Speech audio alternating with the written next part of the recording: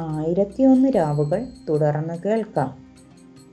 കപ്പിത്താനും കൂട്ടരും ശവപ്പറമ്പിൽ എത്തിയെന്ന് പറഞ്ഞിരുന്നുവല്ലോ. അന്ന് നല്ല നിലാവുള്ള രാത്രിയായിരുന്നു. അവിടെ തറയിൽ കിടക്കുന്ന യുവാവിനെ കപ്പിത്താൻ കണ്ടു. അത് ആസാദാണെന്ന് അയാൾക്ക് മനസ്സിലായി. നല്ല ഉറക്കത്തിലായിരുന്ന ആസാദിനെ ബന്ധിക്കാൻ വളരെ എളുപ്പമായിരുന്നു. കപ്പിത്താനും കൂടെയുള്ള അനുചരന്മാരും ആസാദിനെ ബലിക്കായി കൊണ്ടുപോയ ആ വീടിൻ്റെ തടവറയിൽ എത്തിച്ചു. ബലി നൽകാനുള്ള സമയം കഴിഞ്ഞതിനാൽ അടുത്ത വർഷം വരെ ജീവിക്കാനുള്ള ആയുസ് നീട്ടിക്കിട്ടി. പതിവ് പോലെ ആ വീട്ടുടമയുടെ മൂത്ത മകൾ കയ്യിൽ ഒരു വടിയും ഒരു അപ്പക്കഷ്ണവും മറുകൈയിൽ കുറച്ച് ജലവുമായി നിലവറയിലെത്തി. തൻ്റെ ദുർവിധിയോർത്ത് ദുഃഖിച്ചിരിക്കുകയായിരുന്ന ആസാദ് ശബ്ദം കേട്ട് മുഖമുയർത്തി. കയ്യിൽ വടിയുമായി നിൽക്കുന്ന യുവതിയെ കണ്ട് ഭയന്ന് വിറച്ചു. എന്നാൽ അദ്ദേഹത്തെ അത്ഭുതപ്പെടുത്തുമാറ് വടിയും മറ്റും താഴെ വെച്ചിട്ട് അവൻ്റെ കാലിൽ വീണ് ആ യുവതി മാപ്പപേക്ഷിച്ചു. തന്നെ പരിഹസിക്കുകയാണെന്നാണ് ആസാദിന് ആദ്യം തോന്നിയത്. പക്ഷേ യഥാർത്ഥമായിരുന്നു. അവൾ പറയാൻ തുടങ്ങി, കഴിഞ്ഞ തവണ കാട്ടിയ ക്രൂരതയ്ക്ക് എനിക്ക് മാപ്പ് തരണം. അങ്ങ് ഇവിടെ താമസിക്കുന്ന കാലത്തോളം ഒരു ബുദ്ധിമുട്ടും ഉണ്ടാകാതെ ഞാൻ നോക്കിക്കൊള്ളാം. അവസരം കിട്ടുമ്പോൾ അങ്ങയെ ഞാൻ രക്ഷപ്പെടുത്താം. പിന്നീട് അവൾ ആസാദിൻ്റെ കെട്ടുകൾ അഴിച്ചു ഭക്ഷണം നൽകി.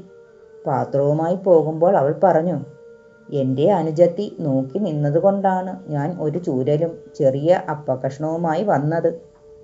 നല്ല ആഹാരവും വീഞ്ഞും കൊണ്ടുവരാമെന്ന് പറഞ്ഞ് അവൾ മുറി വിട്ടിറങ്ങി. എന്തെങ്കിലുമൊക്കെ കാരണമുണ്ടാക്കി അനുജത്തിയെ മുറിയിൽ കയറ്റാതെ മൂത്തവൾ ശ്രമിച്ചുകൊണ്ടിരുന്നു. പക്ഷേ കുമാരനെ അനുജത്തിയുടെയും പിതാവിൻ്റെയും കണ്ണു വെട്ടിച്ച് രക്ഷിക്കേണ്ടത് എങ്ങനെയെന്ന് മാത്രം അവൾക്ക് അറിയില്ലായിരുന്നു. ഒരു ദിവസം അവൾ വീട്ടുപടിക്കൽ നിൽക്കുമ്പോൾ ഒരു രാജകീയ വിളംബരം കേട്ടു. വളരെ നാളുകളായി കാണാതിരുന്ന തൻ്റെ അനുജനെ തേടി അവിടുത്തെ പുതിയ മുഖ്യമന്ത്രി എഴുന്നള്ളിയിരിക്കുന്നു. ഇങ്ങനെയായിരുന്നു വിളംബരം. ആസാദ് എന്നാണ് അദ്ദേഹത്തിൻ്റെ പേര്. വെളുത്ത സുമുഖനാണ്. ആരെങ്കിലും പാർപ്പിച്ചിട്ടുണ്ടെങ്കിൽ ഉടൻ ഹാജരാക്കുക. ആർക്കെങ്കിലും അദ്ദേഹത്തെക്കുറിച്ച് അറിവുണ്ടെങ്കിൽ വിവരം ധരിപ്പിക്കുക. തക്ക പ്രതിഫലം നൽകുന്നതാണ്. മറിച്ച് പ്രവർത്തിക്കുന്നവർക്ക് മരണമായിരിക്കും ശിക്ഷ. ഇത് കേട്ടതും ആ യുവതി തടവറയിൽ നിന്ന് അവനെയും കൂട്ടി ഓടി അംജിയാദിൻ്റെ അരികിലെത്തി. ഇതാ മുഖ്യമന്ത്രിയുടെ അനുജൻ എന്ന് പറഞ്ഞതും അംജിയാദ് കുതിരപ്പുറത്തു നിന്ന് ചാടിയിറങ്ങി മുന്നോട്ട് കുതിച്ച് അനുജനെ ഗാഢമായി ആശ്ലേഷിച്ചു. അവനെ മറ്റൊരു കുതിരപ്പുറത്ത് കയറ്റി യാത്ര തിരിക്കാൻ തുടങ്ങിയപ്പോൾ ആസാദിനെ കുമാരന് കൈമാറിയവൾ പറഞ്ഞു, ഞാൻ എൻ്റെ പിതാവിൻ്റെ ശിക്ഷയെ ഭയക്കുന്നു. എന്നെയും കൂടി നിങ്ങളുടെ ഒപ്പം കൂട്ടണം. അംജിയാദ് അത് സമ്മതിച്ചു. അവളെ അന്തഃപുരത്തോട് ചേർന്ന മറ്റൊരു വസതിയിൽ താമസിപ്പിക്കാൻ ഒരു ഭടനെ ഏർപ്പാട് ചെയ്തു. ആസാദിനെ കിട്ടിയ സന്തോഷത്തിൽ മാഗി രാജാവ് അദ്ദേഹത്തെ തൻ്റെ സഹമന്ത്രിയായി നിയമിച്ചു. വേഗം തന്നെ ആസാദിനെ തടവറയിലാക്കിയവരെ രാജാവിൻ്റെ മുന്നിൽ ഹാജരാക്കി. അവർ രാജാവിനോട് മാപ്പപേക്ഷിച്ചു. നല്ലവനായ രാജാവ് അവർക്ക് മാപ്പ് നൽകി. നല്ലവനായി മാറിയ കപ്പിത്താൻ ആസാദിൻ്റെയും അംജിയാദിൻ്റെയും കഥയറിഞ്ഞു. അവരെ പിതാവുമായി ഒന്നിപ്പിക്കണമെന്ന് ആഗ്രഹിച്ചു. അതിനായി ഒരു പദ്ധതി തയ്യാറാക്കി. വേഗം തന്നെ ഒരു കപ്പൽ ശരിയാക്കി ഖദ്ദാല ദ്വീപിലേക്ക് പോകുക. പുറം കടലിൽ കപ്പൽ നങ്കൂരമിടണം. ഒരു ദൂതനെ സന്ദേശവുമായി ഖമർ അൽ സൽമാൻ്റെ വസതിയിലേക്ക് അയക്കുക. കോപം ആറിത്തണുത്തിട്ടുണ്ടെങ്കിലോ സത്യം മനസ്സിലാക്കിയിട്ടുണ്ടെങ്കിലോ രാജാവ് മക്കളെ സ്വീകരിക്കാൻ ഓടിയെത്തും. അല്ലെങ്കിൽ മക്കളെ ബന്ധനസ്ഥരാക്കാൻ ഉത്തരവിടും. രണ്ടാമത്തേതാണ് സംഭവിക്കുന്നതെങ്കിൽ നങ്കൂരമുയർത്തി കപ്പൽ വേഗം മാഗി രാജ്യത്തേക്ക് തിരിച്ചുവിടാം. അംജിയാദിനും ആസാദിനും ഈ ആശയം നന്നായി ബോധിച്ചു. തൻ്റെ പിതാവിൻ്റെ അടുക്കൽ പോകാൻ വേണ്ടി രാജാനുമതി വാങ്ങാൻ കൊട്ടാരത്തിലെത്തിയപ്പോൾ ഒരു ചാരൻ ഓടി അവിടെ എത്തി കാര്യങ്ങൾ പറയാൻ തുടങ്ങി. വലിയ ഒരു സൈന്യം നഗരി ലക്ഷ്യം വെച്ച് നീങ്ങിക്കൊണ്ടിരിക്കുന്നു. ആരുടേതെന്നറിയില്ല. ഉടൻ തന്നെ തൻ്റെ നാട്ടിലേക്ക് പോകാനുള്ള പദ്ധതി അവസാനിപ്പിച്ചിട്ട് കുറച്ച് സൈന്യത്തോടൊപ്പം അംജിയാദ് പുറപ്പെട്ടു. അദ്ദേഹം ഉടൻ തന്നെ അവരുമായി ഒരു കൂടിക്കാഴ്ച ആവശ്യപ്പെട്ട് ദൂതൻ മുഖേന കത്ത് നൽകി. ഒരു രാജ്ഞിയുടേതായിരുന്നു ആ കപ്പൽപ്പട. അവർ അംജിയാദിനെ തൻ്റെ കൂടാരത്തിലേക്ക് ക്ഷണിച്ചു. ചെന്നപാടെ അവരോട് ഒരു അറിയിപ്പുമില്ലാതെ എന്തിന് രാജ്യത്ത് പ്രവേശിച്ചു എന്ന് അംജിയാദ് അന്വേഷിച്ചു. യുദ്ധപ്രഖ്യാപനം നടത്താതെ എന്തുദ്ദേശത്തിലാണ് നിങ്ങൾ വന്നത്? ഇത് കേട്ട് അവർ മന്ദഹസിച്ചു. അവർ പറഞ്ഞു, എനിക്ക് ഈ രാജ്യത്തോട് വിരോധമില്ല. എൻ്റെ അടിമയെ ഒരു കപ്പിത്താൻ ബന്ദിയാക്കി ഇവിടെ കൊണ്ടുവന്നിട്ടുണ്ട്. അവൻ്റെ പേര് ആസാദ് എന്നാണ്. എത്രയും പെട്ടെന്ന് അവനെ എൻ്റെ മുന്നിൽ ഹാജരാക്കാൻ കൽപ്പിക്കാൻ നിങ്ങളുടെ രാജാവിനോട് പറയൂ.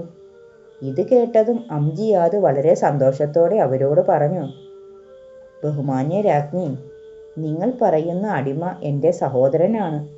എനിക്ക് അവനെ കുറച്ച് നാളുകൾക്ക് മുമ്പ് നഷ്ടപ്പെട്ടിരുന്നു. ഇപ്പോഴാണ് അവനെ തിരിച്ചു കിട്ടിയത്. എന്നോടൊപ്പം വരൂ, അവനെ ഞാൻ കാണിച്ചു തരാം. രാജ്ഞി സൈന്യത്തോട് അവിടെ തന്നെ താവളം അടിക്കാൻ നിർദ്ദേശം നൽകിയിട്ട് അംജിയാദിനോടൊപ്പം രാജസന്നിധിയിലെത്തി. അവിടുത്തെ രാജാവ് എല്ലാ ബഹുമതിയോടും കൂടി അവരെ സ്വീകരിച്ചു. ആസാദ് രാജ്ഞിയെ കണ്ട് അഭിവാദ്യം അർപ്പിച്ചു. പെട്ടെന്ന് കൊട്ടാരത്തിൻ്റെ വെളിയിൽ വീണ്ടും ബഹളം കേട്ടു. അത് അന്വേഷിക്കാൻ വേണ്ടി ദൂതനെ ഏർപ്പാട് ചെയ്തു. വൃദ്ധനായ ഒരു സൈന്യാധിപനുമായി ആ ദൂതൻ തിരികെ എത്തി. അംജിയാദിന് തലയിൽ കിരീടം ചൂടിയ ആ വൃദ്ധനായ മനുഷ്യനെ കണ്ടപ്പോൾ ഏതോ രാജ്യത്തെ ഭരണാധികാരിയാണെന്ന് മനസ്സിലായി. അതുകൊണ്ട് തന്നെ അദ്ദേഹത്തിന് യോജിച്ച ആദരവ് നൽകി. സൈന്യവുമായി എത്താനുള്ള കാര്യം അന്വേഷിച്ചു. ഞാൻ ചീന രാജ്യത്തെ രാജാവാണ്. എൻ്റെ മകളെക്കുറിച്ച് എന്തെങ്കിലും വിവരം ലഭിക്കുമോ എന്ന് അറിയാനാണ് പുറപ്പെട്ടിരിക്കുന്നത്. ഷാഹുസമാൻ എന്ന രാജാവിൻ്റെ മകൻ ഖമർ അൽ സൽമാനാണ് മകളെ വിവാഹം കഴിച്ചിരിക്കുന്നത്. പത്നിസമേതമാണ് പിതാവിനെ കാണാൻ പോയത്. ഒന്നിടവിട്ട വർഷത്തിൽ ഇരുവരും ചീനയിലെത്തണം എന്ന ഒരു വ്യവസ്ഥ ഉണ്ടായിരുന്നു. പക്ഷേ വർഷങ്ങൾ കഴിഞ്ഞിട്ടും മകളുമായി മടങ്ങിയെത്തിയില്ല. അവരെ അന്വേഷിച്ച് ഇറങ്ങിയതാണ്, ആക്രമിക്കാനല്ല. ഇത് കേട്ടതും അംജിയാദ് സന്തോഷത്തോടെ ആ വൃദ്ധനെ കെട്ടിപ്പുണർന്നു. അങ്ങ് എൻ്റെ വല്ലുപ്പയാണ്. എൻ്റെ ഉപ്പയും ഉമ്മയും ഖദ്ദാല ദ്വീപിലുണ്ടാവും. ആ രാജ്യത്തിൻ്റെ രാജാവാണ് അദ്ദേഹം. ഇത് കേട്ടതും നിറകണ്ണുകളോടെ അംജിയാദിനെ അദ്ദേഹം കെട്ടിപ്പുണർന്നു. എന്നിട്ട് പിതാവിനെയും വേർപിരിഞ്ഞ് ഒരു വിദേശ രാജ്യത്തിൻ്റെ മന്ത്രിപദവി ഏറ്റെടുക്കാനുള്ള കാരണം അന്വേഷിച്ചു. തനിക്കും അനുജനും സംഭവിച്ച കാര്യങ്ങൾ ആദ്യാവസാനം വരെ അംജിയാദ് വിവരിച്ചു. ഇത് കേട്ടതും ആ വൃദ്ധനായ മനുഷ്യൻ കോപം കൊണ്ട് ജ്വലിച്ചു. നിന്റെ പിതാവിനോട് ഞാൻ ചോദിക്കുന്നുണ്ട്, ഒരു സാധാരണ മനുഷ്യനെ പോലും വിചാരണ കൂടാതെ ശിക്ഷിക്കരുത്. എന്നിട്ടാണോ മക്കളെ? അംജിയാദിനോടൊപ്പം അദ്ദേഹം കൊട്ടാരത്തിലേക്ക് പോയി. അദ്ദേഹത്തെയും മാഗി രാജാവ് നന്നായി ആദരിച്ചു. വീണ്ടും പെട്ടെന്ന് ഒരു ആരവം കേട്ടു. അംജിയാദിനൊപ്പം ആസാദും മൂന്നാമത് വന്ന സൈന്യത്തെ നേരിടാൻ പോയി. ഖമർ അൽ സൽമാൻ്റെ സൈന്യത്തെയാണ് അവർ കണ്ടത്.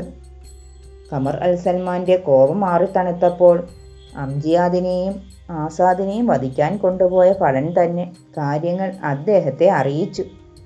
എവിടെയാണെങ്കിലും മക്കളെ കണ്ടുപിടിക്കും എന്ന വാശിയോടെ ഇറങ്ങിയിരിക്കുകയാണ്.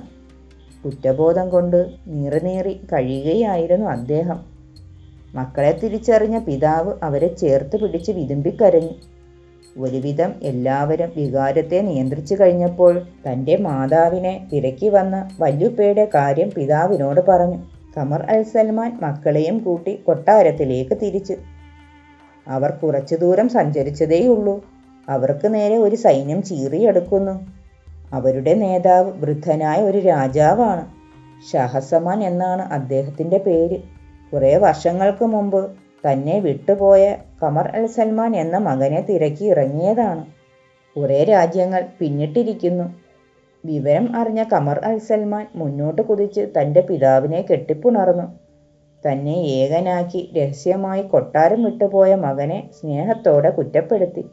പിതാവിനോട് ആ മകൻ മാപ്പപേക്ഷിച്ചു. 3 രാജാക്കന്മാരും രാജ്ഞിയും കുറച്ചു ദിവസം മാഗി രാജ്യത്ത് താമസിച്ചു. ആസാദിനെ ഇഷ്ടമായിരുന്നു രാജ്ഞിക്ക്. അവർക്ക് ആസാദിനെ വിവാഹം കഴിച്ചു കൊടുത്തു. അനുജനെ രക്ഷിച്ച യുവതിയെ പ്രതിഫലമെന്നോണം അംജിയാദും വിവാഹം ചെയ്തു. പിതാവിനൊപ്പം യാത്ര തിരിക്കാൻ ശ്രമിച്ച അംജിയാദിനെ മാഗിയിലെ രാജാവ് തടഞ്ഞു. അദ്ദേഹം തൻ്റെ അനന്തരാവകാശിയായി ആ മുഖ്യമന്ത്രിയെ നിയമിച്ചു. ഇതാണ് അംജിയാദിൻ്റെയും ആസാദിൻ്റെയും ചരിത്രം. ഓരോ കഥകൾ പറഞ്ഞു തീരുമ്പോൾ ഷെഹ്റസേദിൻ്റെ അനുജത്തി അടുത്ത കഥ കേൾക്കുന്നതിന് വേണ്ടി ജ്യേഷ്ഠത്തിയെ പുലർച്ചകളിൽ വിളിച്ചുണർത്തുന്നത് പതിവാക്കി. ഷെഹ്റസേദ് ബാഗ്ദാദിൽ നടന്ന ഒരു കഥ അനുജത്തിയോട് പറയാൻ തുടങ്ങി. ആ കഥ അടുത്ത ഭാഗത്തിൽ കേൾക്കാം.